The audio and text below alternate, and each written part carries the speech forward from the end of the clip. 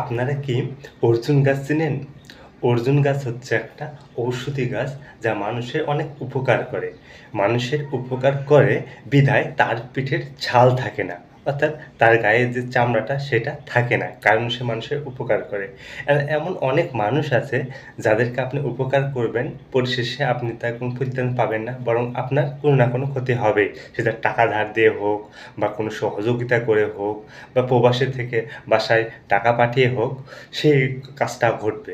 এখন আসি ইলেকট্রিক সার্কিটের ক্ষেত্রেও এমন একটা অর্জুন গাছ আছে। সার্কিটে সেটা কাজ করে। সেটা হচ্ছে পিয়ানো ফিউজ বা কাট আউট ফিউজ।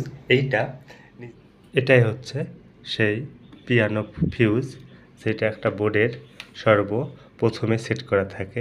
আমি যদি ভিতরের এই পার্টটা খুলি তাহলে দেখব প্রথম লাইনটা কিন্তু এখানে ফেজটা এখানে আসছে এবং এই পাশ দিয়ে বের হয়ে পুরো সার্কিটটাকে কন্ট্রোল করছে। পুরো সার্কিটটাকে সে পাওয়ারটা গেছে।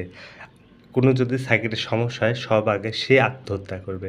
সেখানে একটা কেবল ওয়্যার দেওয়া আছে, সে ওয়্যারটা সবাইকে পুড়ে সবটাকে রক্ষা করবে। অর্থাৎ সেটা একটা প্রোটেকটিভ ডিভাইস।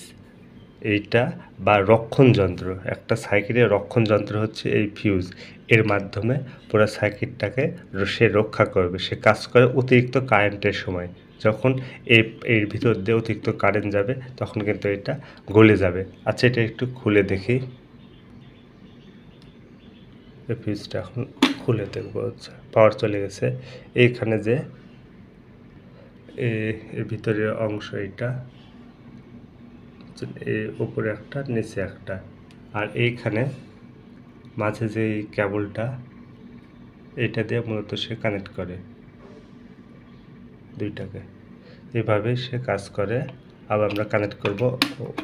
ওকে, ডান। এইটা হচ্ছে ইলেকট্রিক লাইনের অর্জুন গাছ।